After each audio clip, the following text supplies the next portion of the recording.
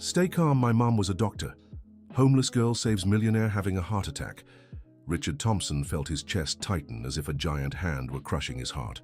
The 52-year-old businessman had just left a tense meeting about the merger of his private hospitals when the unbearable pain brought him to his knees in the middle of Union Square in downtown New York City. Emily was playing alone among the pigeons when she saw the well-dressed man in a dark suit collapse onto the concrete. The 4-year-old girl, wearing a worn beige coat and a dark wool hat that had seen better days, ran to him without hesitation. Richard was conscious, but his breathing came in short, desperate gasps as he clutched his chest with both hands. "Stay calm, my mum was a doctor," Emily said with the firm voice of someone who had witnessed similar situations before. The little girl knelt beside the man and began carefully loosening his red tie. Richard tried to speak, but his words came out jumbled. Emily looked around and shouted to a group of people watching from a distance, "Call an ambulance, he's having a heart problem." "How do you know that, child?" asked a woman who stepped closer. "My mom taught me. When someone gets like this, you have to help them breathe better," Emily replied, continuing to loosen Richard's shirt. The businessman managed to focus his eyes on the girl. Despite the excruciating pain, he was struck by the calm and determination of such a small child. Emily took his tiny hand and placed it on Richard's wrist, quietly counting the beats, just as she had seen her mother do countless times. "Your heart is beating too fast," she murmured, "but you'll be okay. My mum always said that when we help others, they get better." The ambulance arrived within minutes. The paramedics found Richard conscious and with more stable vitals than expected for someone in the throes of a heart attack. Emily explained everything she had done, surprising the professionals with her basic first aid knowledge. "Where's your mother, little one?" one of the paramedics asked as they prepared Richard for transport. "She's been gone a long time," Emily replied, lowering her eyes. "But Grandma Margaret is waiting for me at home." Richard was rushed to Mercy Medical Center, the same hospital complex he had acquired just 2 years earlier. During the ambulance ride, he couldn't stop thinking about the girl. There was something familiar about those big eyes and the confidence with which she spoke about medicine. 3 days later, Richard was discharged. The heart attack had been controlled in time, but the doctors were clear. Without immediate first aid, he likely wouldn't have survived. The first thing he did after leaving the hospital was return to Union Square in search of the girl who had saved his life. Dear listener, if you're enjoying the story, take a moment to like and subscribe to the channel. It helps us a lot as we're just starting out. Now back to the story. Richard spent 2 whole weeks visiting the square at different times, but couldn't find Emily. He asked street vendors, shoe shiners, and retirees playing chess under the trees. Finally, an elderly popcorn vendor gave him a lead. "The girl with the hat. Oh, I know her. She lives with her grandmother in a shack over in the East Side Projects, on the other side of town. The poor old lady is sick. The girl comes here sometimes looking for cans to sell." Richard's stomach tightened. The child who had saved his life lived in extreme poverty. That same afternoon, he drove his black Cadillac to the neighborhood, drawing curious and suspicious glances from the residents. Margaret's home was a plywood shack with asbestos roofing squeezed between dozens of similar structures. Richard knocked on the makeshift wooden door and heard slow footsteps approaching. "Who is it?" asked a woman's hoarse voice. "My name is Richard. I'm looking for Emily. She helped me a few weeks ago." The door opened slowly, revealing a woman around 65, thin, with graying hair tied in a simple bun. Margaret had the same expressive eyes as her granddaughter, but hers carried the weight of many worries. "Emily, come here," called the grandmother. The girl came running, still wearing the same dark beanie. Her eyes lit up when she recognized Richard. "It's the man from the square," she exclaimed. "You're better." "I'm better thanks to you, little one," said Richard, crouching to her height. "You saved my life." Margaret watched the interaction cautiously. Richard noticed the woman coughed constantly and seemed frail. "May I come in? I'd like to talk with you," Richard asked. "We don't have much to offer, sir," Margaret replied, but invited him inside. The interior of the shack was clean but extremely simple. There were only 2 mattresses on the floor, a small table, 2 plastic chairs, and some basic kitchen utensils. Despite the obvious poverty, Richard noticed a stack of medical books in one corner. "Those are Mum's books," Emily explained, following his gaze. "She's a doctor, but she left." "Emily, don't talk about your mother to strangers," Margaret gently scolded. Richard felt a strange pang in his chest. Something about this situation unsettled him deeply, but he couldn't pinpoint what. "Maybe she'll come back one day," Richard said to Emily. "Granny Margaret says she can't come back because bad men won't let her," the girl replied with childlike innocence. Margaret visibly tensed at the turn in conversation. "Mr. Richard, why exactly did you come here?" she asked, changing the subject. "I want to help you. Emily saved my life. It's the least I can do," Richard replied. "We don't need charity," Margaret said with pride. "It's not charity, it's gratitude. At least let me pay for her schooling or help with medical expenses. I can see you're not well." Margaret stood abruptly, triggering a coughing fit that bent her over in pain. "Granny!" Emily cried, rushing to support her. Richard moved to help, but Margaret gestured for him to stop. "We'll be fine," she said between coughs. "You can leave now." Richard sensed something deeper was happening here. Margaret's refusal wasn't just pride, there was fear and anger in her eyes. "Granny, he's nice," Emily tried to intercede. "Emily, go play outside," Margaret ordered. "But Granny..." "Now!" The girl left with her head down. Richard took the chance to speak with the grandmother alone. "Mrs. Margaret, I can see something's troubling you. If I did something..." "You didn't do anything," she interrupted. "But your presence here isn't welcome. Emily is a good, innocent child. She doesn't know the evils in this world." "What evils? I don't understand." Margaret stared at him for a long moment, as if deciding whether to say something important. "You have a last name, don't you?" she finally asked. "Thompson. Richard Thompson." Margaret's reaction was immediate. Her face paled, and she braced herself against the wall to keep from falling. "Get out of my house," she whispered. "Leave now, and never come back." "But what did I—" "Get out!" Margaret shouted, triggering another violent coughing fit. Richard left, confused and troubled. Outside, he found Emily playing with a rag doll. "Why was Grandma Margaret so angry?" the little girl asked. "I don't know, sweetheart, but I'll find out." That night, Richard couldn't sleep. The name Thompson had triggered a very specific reaction in Margaret. He began mentally reviewing all his business dealings from recent years, searching for any connection. The next day, Richard returned to the East Side projects, but Margaret refused to open the door. He left an envelope with money under the door and walked away. The following day, the envelope was still there, untouched. For a week, Richard tried different approaches. He left food, medicine, toys for Emily. Everything was either returned or left exactly where he'd placed it. Margaret had clearly forbidden her granddaughter from accepting anything from him. Desperate, Richard hired a private investigator to uncover the family's history. What he discovered devastated him. Jennifer Wilson had been one of the brightest doctors at Mercy Medical Center 3 years earlier, a pediatric cardiology specialist. She had reported serious misconduct in the hospital's administration, specifically the use of faulty equipment in children's surgeries to cut costs. Richard vaguely remembered the case. At the time, he had just bought the hospital and was under pressure from investors to reduce expenses. When Jennifer blew the whistle, Richard, influenced by his corrupt administrative team, fired her and used his influence to revoke her medical license. Jennifer had fought in court for months, but Richard had hired the best lawyers to bury the case. The doctor lost everything: her job, her license, her home, even temporary custody of her daughter, who went to live with her grandmother. With no prospects left in the United States, Jennifer had emigrated to work as a nurse in another country. Richard sat in his lavish office, Jennifer's full file in his hands, and wept as he hadn't since childhood.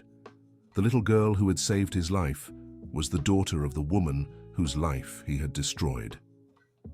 Dear listener, if you're enjoying the story, don't forget to like and especially subscribe to the channel. It helps us newcomers a lot. Now continuing. For 2 weeks, Richard couldn't bring himself to return to the East Side projects. Guilt consumed him. How could he look at Emily knowing what he'd done to her mother? How could he face Margaret, who clearly knew who he was? But the image of the little girl wouldn't leave his mind. She had saved the life of the man who destroyed her family. completely unaware. The irony was too cruel to ignore. Richard decided he had to do something, even if Margaret never forgave him. He began investigating Jennifer's current situation abroad and discovered she was working in poor conditions at a clinic in Canada, unable to practice her specialty. Meanwhile, Margaret grew worse by the day. Her cough had intensified, and she had started coughing up blood. Emily, just 4 years old, did her best to care for her grandmother, making tea and reminding her to take the medicine they could barely afford. One afternoon, Emily decided to disobey her grandmother. She walked to the square where she had met Richard, hoping to find him. She wanted to ask for his help for Grandma Margaret, even though she didn't understand why her grandmother disliked him. Richard, who had been returning to the square in hopes of seeing the girl, found her sitting alone on the same bench where he had collapsed weeks before. "Emily!" he called, rushing toward her. "Hi, Uncle Richard," she said, but her eyes were red from crying. "What happened, sweetheart?" "Grandma Margaret is really sick. She sounds like this." Emily mimicked her grandmother's coughing, "and there's blood in her mouth. I'm scared." Richard felt his heart race. Coughing up blood could indicate several serious conditions. "How long has she been like this?" "Many days. She doesn't want to go to the clinic because she says she has no money. I came looking for you because you're kind and might be able to help." "Of course I'll help," said Richard, taking little Emily's hand. "Let's go get your grandmother now. But she said I shouldn't talk to you. Sometimes adults get confused when they're sick," Richard explained carefully. "What matters now is taking care of your grandmother." When they reached the shack, they found Margaret passed out on the floor. Emily began crying desperately as Richard checked the woman's vital signs. She was conscious but very weak. "Margaret, I need to take you to the hospital," Richard said. "No, I don't want your help," she murmured. "Grandma, please," Emily begged. "I don't want you to get sick like Mommy did." Richard realized there was more to Jennifer's story than the records revealed. "Margaret, I know you hate me. I know who I am and what I did to Jennifer. But please let me help Emily. She's not to blame for my mistakes." Margaret looked at her granddaughter, who was gripping her hand tightly. "All right," she whispered, "but only for her sake." Richard took Margaret to the best private hospital in New York City. Tests showed severe pneumonia that had progressed to sepsis. She would need to be hospitalized for weeks. During the first few days, Margaret refused to speak to Richard. He covered all the expenses and visited daily, bringing Emily to see her grandmother, but kept a respectful distance. It was Emily who broke the ice. Sitting between her grandmother's bed and the chair where Richard waited, she said, "Grandma, why don't you like Uncle Richard? He's nice and he's helping you get better." Margaret sighed and looked at Richard. "Emily, there are things you don't understand yet." "Then explain it to me," the girl asked with the curiosity of a 4-year-old. Richard stood to leave, but Margaret stopped him. "Stay. Maybe it's time you heard the truth too." Margaret began telling a version of the story Richard didn't know. Jennifer hadn't just lost her job, she had been systematically targeted.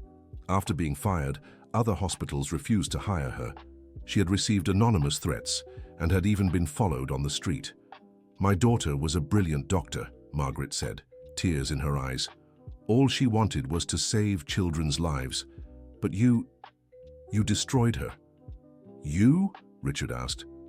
"The hospital owners, the rich who think they can do whatever they want to the poor." Richard realized Margaret didn't know he owned the hospital.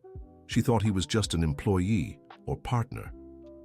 "Margaret, I need to tell you something. I'm the owner of Mercy Medical Center. I was the one who made the decision to fire Jennifer." The silence that followed was deafening. Emily looked back and forth between them, not understanding the tension in the air. "Get out," Margaret said, her voice trembling. "Get out and never come back." "Grandma, no," Emily protested. "He's helping you. He destroyed our family, Emily. Because of him, your mother left." But he helped me when I was sick in Union Square," Emily said, confused. Richard was devastated. He had finally found the family his greed had torn apart, and the cruelty of the situation was unbearable. "Margaret, I know I don't deserve forgiveness. I know I made a terrible mistake, but let me try to fix this. Let me bring Jennifer back." "Jennifer can't come back," Margaret said through tears. "Her license is still revoked. She works as a nurse because it's all she can do. I'll undo that. I'll use all my influence to clear her name." "Why?" Margaret asked. "Why would you do that now?" Richard looked at Emily, who was watching everything with wide eyes. "Because a 4-year-old girl taught me that saving lives is more important than making money. Because she saved me, even without knowing who I was. Because you two deserve to be together." Margaret was silent for a long time. Finally, she said, "If you can bring my daughter back, if you can clear her name, I'll consider forgiving you."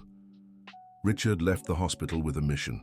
He hired the best lawyers, not to defend himself, but to find irregularities in the process that had led to Jennifer's medical license being revoked.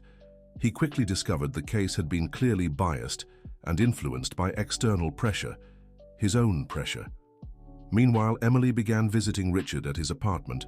Margaret had reluctantly allowed the girl to stay in touch with him while she recovered at the hospital. "Uncle Richard, can I see pictures of my mom?" Emily asked during one of these visits. Richard had managed to get some old photos of Jennifer from the hospital archives. He showed Emily a picture of her mother in a white coat, smiling beside young patients. "She's so pretty," Emily said. "Grandma Margaret says she'll come back one day." "And she will," Richard promised. "Did you know my mom?" Richard hesitated. How could he explain to a 4-year-old that he had known her mother but was responsible for ruining her life? "Yes, I did. She was a very special doctor." "Why did she leave?" "Sometimes adults have to go away for work," Richard said carefully. "But I miss her." "I know, sweetheart, and I'm sure she misses you too." That night, Richard made a decision that would change everything. He recorded a video publicly confessing everything he had done against Jennifer. He didn't mention specific names, but detailed how he had used his influence to harm an honest doctor who had tried to expose wrongdoing at his hospital. The video was posted on his social media and sent to news outlets. Within hours, it went viral. Richard received hundreds of calls from journalists, lawyers, and human rights activists. But the most important call came 3 days later. It was Jennifer. "Richard Thompson?" a woman's voice asked on the other end. "Jennifer? I saw your video. I don't understand why you did this. Why confess now?" "Because your daughter saved my life. And because I realized what kind of man I'd become." There was a long pause. "How is Emily?" Jennifer asked, her voice trembling. "She's an amazing girl. Brave, smart, loving, just like her mother. Can I talk to her?" Richard arranged a video call between mother and daughter. Watching Emily speak to Jennifer for the first time in 2 years was one of the most moving experiences of his life. The girl cried, laughed, and told her about her grandmother, her toys, and Uncle Richard, who had become her friend. "Mommy, when are you coming back?" Emily asked. "I don't know yet, sweetheart. Mommy has some things to fix first. Uncle Richard can help. He helped Grandma Margaret when she got sick." Jennifer looked at Richard through the screen. "Richard, can we talk?" He took the phone and stepped away from Emily. "Thank you for taking care of her," Jennifer said, "but I still don't understand why you're doing this." "Because I need to fix what I broke. Because she saved me, Jennifer. Your daughter literally saved my life." "What do you mean?" Richard told her the whole story. The heart attack, Emily's first aid, how he had searched for her and discovered who she was. Jennifer listened in silence. "It's as if the universe conspired to make me pay for my mistakes," Richard concluded. "I don't believe in fate," Jennifer said, "but I do believe in second chances. Give me a second chance. Let me bring you back." "Richard, even if you manage to overturn the revocation of my license, I don't have the money to return. And even if I did, I have nowhere to live, nowhere to work.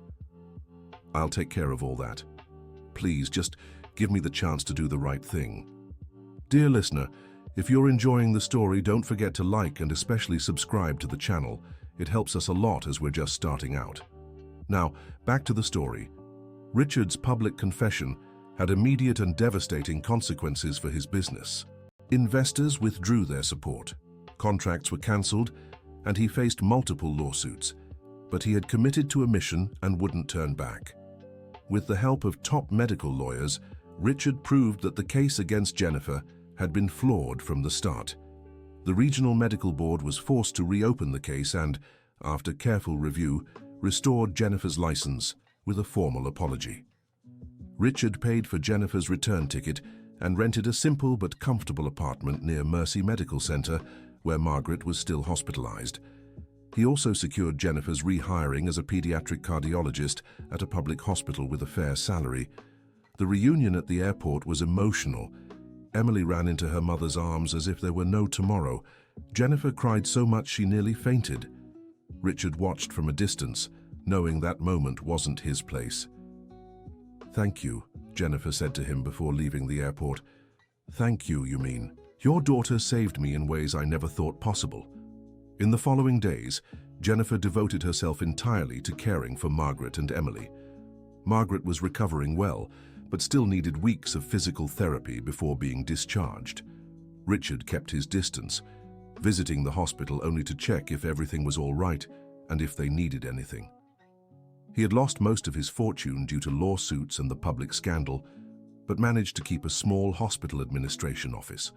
A month later, Jennifer showed up at his office. "I need to talk to you," she said. "Of course. How's Margaret?" "She's fine. She'll be discharged next week. But that's not why I'm here." Jennifer sat in the simple chair across from Richard's modest desk. The luxury had vanished from his life, but he seemed lighter. "Richard, my mother told me everything. How you took care of Emily, how you publicly confessed your mistakes, how you fought to bring me back. It was the least I could do." "No, it wasn't. You could have gone on with your life and pretended nothing happened. You could have given Margaret some money and considered your debt paid. But you destroyed your own life to rebuild mine." Richard stayed silent. "I want to offer you a job," Jennifer said. "A job?" "I'm starting a community medicine project, a clinic for underserved patients but with efficient management. I need someone who understands hospital administration and genuinely cares about patients." "Jennifer, I don't deserve your trust." "Deserve is a strong word, but Emily believes in you, and she has a very good instinct about people." Richard accepted the offer. Working alongside Jennifer was awkward at first, but little by little, they developed mutual respect. Emily loved visiting the clinic after school at her new academy, where she had been enrolled. Margaret took longer to accept Richard. For months, she treated him with cold politeness, but gradually began to realize his transformation was genuine. The turning point came when Richard had another, milder heart episode, and Margaret personally cared for him during his recovery. "Why are you doing this?" Richard asked when Margaret brought him tea. "Because Emily taught me that holding on to anger hurts us more than the person we want to punish," she replied. "You don't have to forgive me." "It's not about you deserving forgiveness. It's about me deserving peace." 2 years later, the community clinic had become a model project in the city. Jennifer provided free care for underprivileged children, while Richard managed a system allowing those with means to pay fair prices, subsidizing care for those who couldn't afford it. Emily, now 6, had become the clinic's unofficial mascot. She knew every patient by name and had a natural gift for calming children afraid of doctors. "Uncle Richard," she said one day while organizing patient files, "Mommy is happy again." "And you? Are you happy?" "Yes, but sometimes I wonder..." "Wonder what?" "If you hadn't gotten sick that day in Union Square, would we never have met?" Richard smiled. At 6, Emily was already asking deep philosophical questions. "I don't know, sweetheart, but I know I feel very lucky to have met you." "I feel lucky too. Grandma Margaret says sometimes bad things happen to bring good things later." "Your grandmother is very wise. She said you're not the bad man in the story anymore. Now you're Uncle Richard who takes care of us." That evening, Richard dined with the family for the first time. Jennifer had cooked a simple pasta, Margaret had prepared a salad, and Emily had helped by making a mess in the kitchen. It was an ordinary domestic scene, but to Richard, it represented everything he'd lost when he chose money over humanity. "Richard," Jennifer said over dinner, "I have a proposal for you." Another one? I want to expand the project, open more clinics in different communities. We'd need a partner, someone to handle administration while I focus on medicine. I don't have capital to invest anymore, Richard said. I'm not talking about money, I'm talking about partnership. 50-50. Richard was moved. After everything he'd done, Jennifer was offering him an equal partnership. Why would you do that? Because these past 2 years you've proven you've really changed, and because Emily always says you two save more lives together. She said that? She said you and Mommy are a team, that you handle the numbers and she handles the medicine. Richard looked at Emily, who smiled proudly at her observation. I accept, he said, but on one condition. What? I want to create a medical scholarship in Emily's name for underprivileged kids who want to be doctors. Uncle Richard, Emily exclaimed. There's going to be a scholarship with my name. Yes, for smart, brave kids like you. 5 years passed. Richard had officially become part of the family. He attended every birthday, school event, and major decision about Emily. He and Jennifer had built a strong professional partnership and a genuine friendship. The project had grown, and they now ran 5 clinics across different communities in New York City. At 11, Emily already knew she wanted to be a doctor like her mother and spent afternoons studying basic anatomy. Richard never married or had children of his own. Emily had filled that void in a way he'd never thought possible. He taught her math, she taught him compassion. He paid for her education, she saved his soul. Uncle Richard, Emily said one Saturday afternoon as she helped in the clinic, can I ask you a serious question? Of course. Do you regret being a bad person before? Richard stopped organizing the papers and looked at her. I regret it deeply, Emily. But do you know what I regret even more? What? That it took me so long to meet you. But if you hadn't been bad before, maybe you wouldn't have had that heart attack that day. And then maybe we never would have met. That's true. It's a complicated thing to understand. Grandma Margaret always says God has strange plans, but in the end, everything makes sense. And do you believe that? I do. Because if you hadn't met Mom at the hospital before, and if you hadn't gotten sick that day, and if I hadn't been in the square, maybe Mom would still be far away, and Grandma Margaret would still be sick. Richard was struck by the girl's wisdom. You're going to be an amazing doctor, he said. I will. And I'll save a lot of people just like you and Mom do now. That night, Richard reflected on his conversation with Emily. She was right.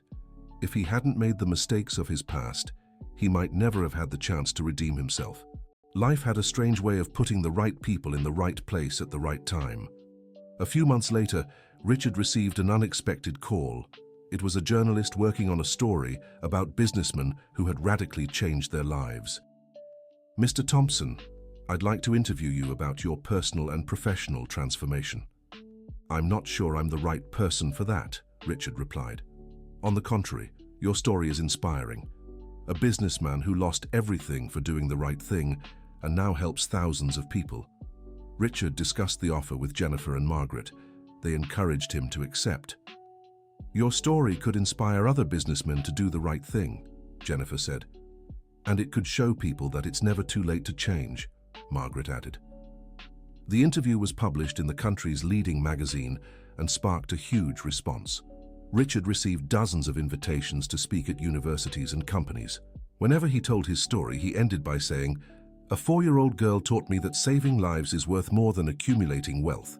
If I can change, anyone can." During one of these talks, a young businessman approached Richard. "Mr. Thompson, I've made mistakes like yours. I hurt employees to increase profits. How do I fix that?" "Start today. Find the people you've hurt and apologize, offer to make amends, and change the way you do business from now on." Is it really that simple? Simple, yes. Easy, no. You'll probably lose money, prestige, maybe even friends, but you'll gain something far more valuable. Peace of mind and the chance to leave the world a little better. Richard began receiving letters from people who had attended his talks and decided to change their lives. One was from a pharmaceutical executive who admitted hiding a drug's side effects and chose to report her own company. Jennifer was proud to see Richard using his experience to inspire positive change in others. "You've become the kind of person I always knew you could be," she said one day. "What do you mean?" "When we worked together at the hospital, before all this happened, I saw little moments of kindness in you. Moments when you cared more about patients than numbers. I always thought that deep down you were a good person who'd lost his way. And now I'm sure of it." Richard was moved by Jennifer's words. For a long time, he had wondered whether his transformation was real or just guilt and a need for redemption. Hearing this from someone who had seen both his worst and best sides meant everything. On Emily's 12th birthday, Richard prepared a special surprise. He had convinced the city's mayor to pass a law creating medical scholarships for underprivileged youth, officially named the Emily Wilson Community Medicine Scholarship Program. "Uncle Richard!" Emily shouted when she saw the plaque with her name at the City Hall entrance. "Is this real?" "It's real. From now on, every year, 10 underprivileged students will be able to study medicine for free, on the condition that they work in community medicine for at least 5 years after graduating." "Like Mom does." "Exactly like Mom does." Emily hugged Richard so tightly he nearly lost his balance.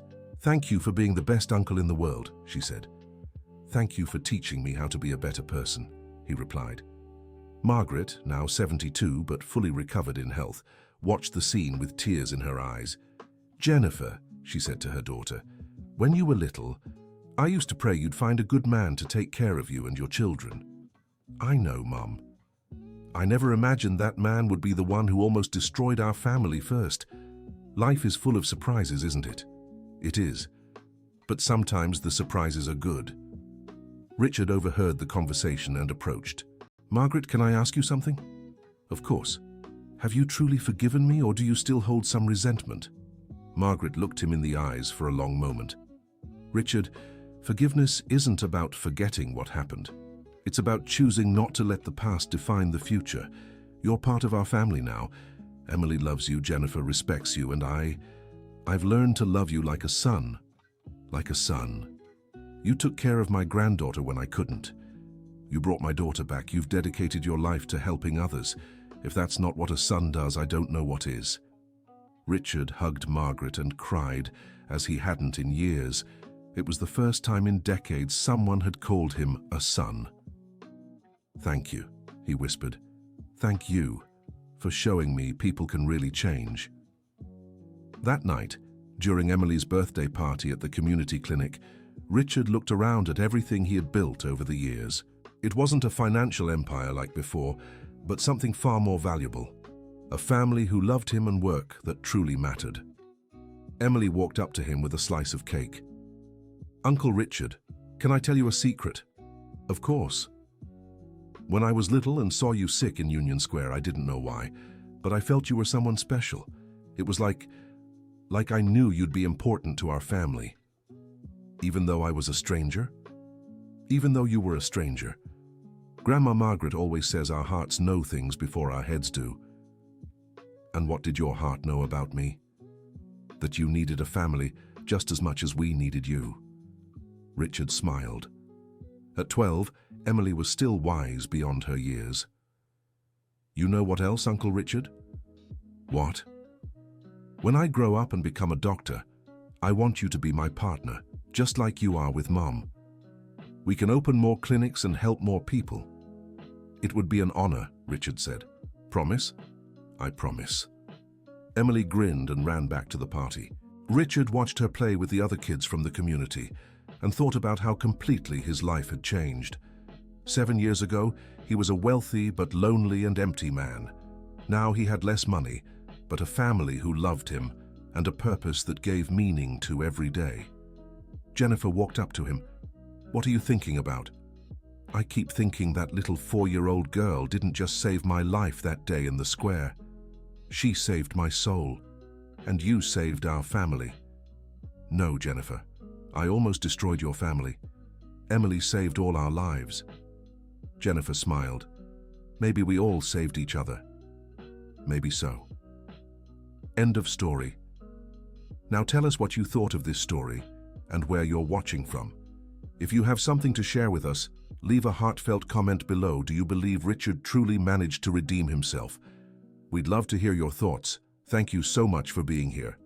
Don't forget to like and subscribe so you don't miss other touching stories.